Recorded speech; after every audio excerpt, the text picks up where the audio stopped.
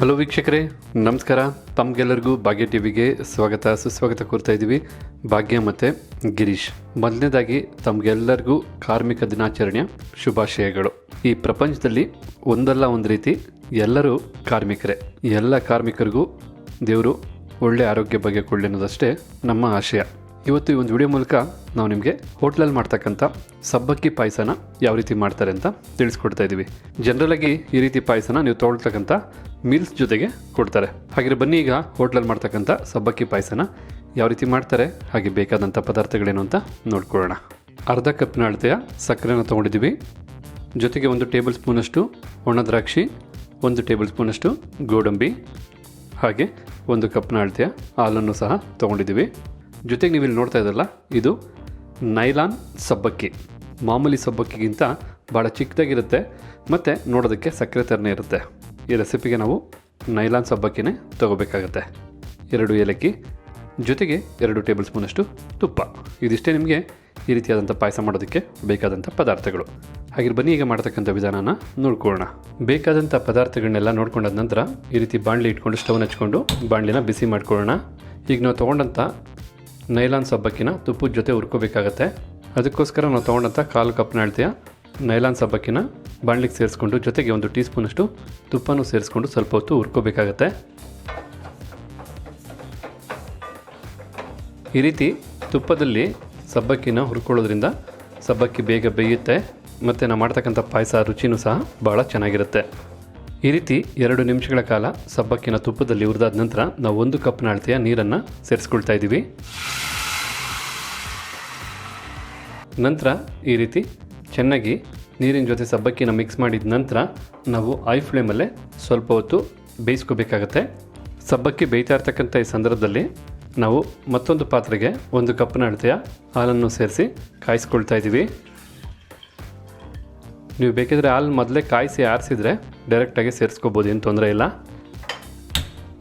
ನೀವು ಹಾಲನ್ನ ಯಾವ ಫ್ಲೇಮಲ್ಲಿ ಬೇಕಾದ್ರೂ ಕಾಯಿಸ್ಕೋಬೋದು. ಒಟ್ಟಿನಲ್ಲಿ ಹಾಲು ಸ್ವಲ್ಪ ಚೆನ್ನಾಗಿ ಬಿಸಿಯಾಗಿ ಉಕ್ಕಿ ಬರಬೇಕಷ್ಟೇ. ಈಗ ಇಲ್ಲಿ ಹಾಲೂ ಬಿಸಿ ಆಗ್ತಾಯಿದೆ, ಜೊತೆಗೆ ಸಬ್ಬಕ್ಕಿನೂ ಸಹ ಬಿಸಿನೀರಲ್ಲಿ ಚೆನ್ನಾಗಿ ಬೇಯ್ತಾ ಇದೆ. ಸಬ್ಬಕ್ಕಿ ಬೇಯಬೇಕಾದ್ರೆ ಮಧ್ಯ ಒಮ್ಮೆ ಈ ರೀತಿ ಚೆನ್ನಾಗಿ ಮಿಕ್ಸ್ ಮಾಡ್ಕೊಳ್ಳಿ. ಮತ್ತಿಲ್ಲಿ ಹಾಲು ಸಹ ಚೆನ್ನಾಗಿ ಬಿಸಿಯಾಗಿ ಉಕ್ಕಿ ಬರ್ತಾ ಇದೆ. ಈ ಸಮಯದಲ್ಲಿ ಫ್ಲೇಮ್ನ ಆಫ್ ಮಾಡ್ಕೊಳ್ಳೋಣ. ಹಾಲು ಬಿಸಿನೇ ಇರುತ್ತೆ. ಈಗ ಇಲ್ಲಿ ನೋಡ್ತಾ ಇದ್ರಲ್ಲ, ಸಬ್ಬಕ್ಕಿ ಭಾಳ ಚೆನ್ನಾಗಿ ಬೆಂದಿದೆ ಮತ್ತು ನಾವು ಸೇರಿಸಿದಂಥ ನೀರನ್ನೆಲ್ಲ ಸಬ್ಬಕ್ಕಿ ಚೆನ್ನಾಗಿ ಅಬ್ಸರ್ವ್ ಮಾಡ್ಕೊಂಡಿದೆ. ನಂತರ ನಾವೀಗ ಅರ್ಧ ಕಪ್ನ ಅಳತೆಯ ಸಕ್ಕರೆನ ಸೇರಿಸ್ಕೊಳ್ತಾ ಇದ್ದೀವಿ.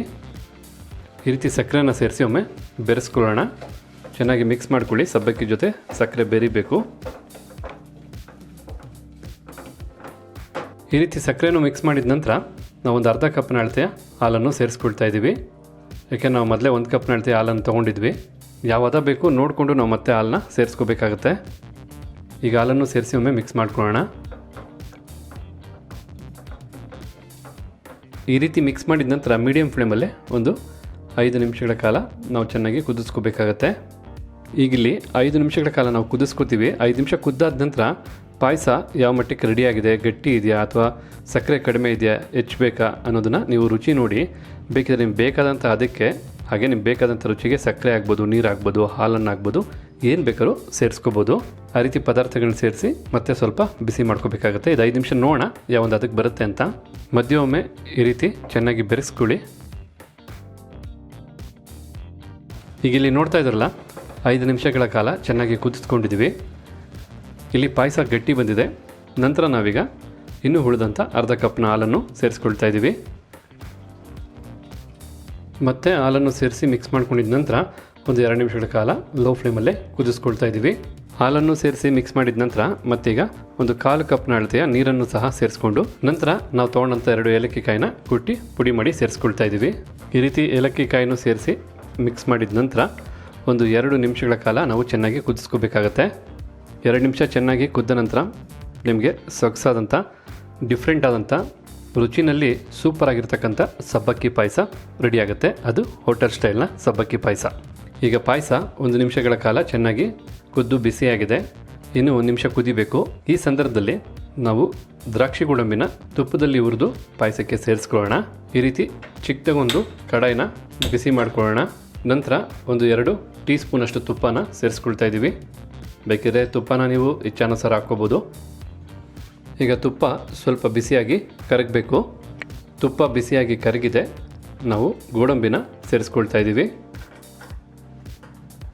ಒಂದು 30 ಸೆಕೆಂಡ್ಗಳ ಕಾಲ ಬಿಸಿಯಾದಂಥ ತುಪ್ಪದಲ್ಲಿ ಗೋಡಂಬಿನ ಹುರ್ಕೊಂಡ್ರೆ ಸಾಕಾಗತ್ತೆ.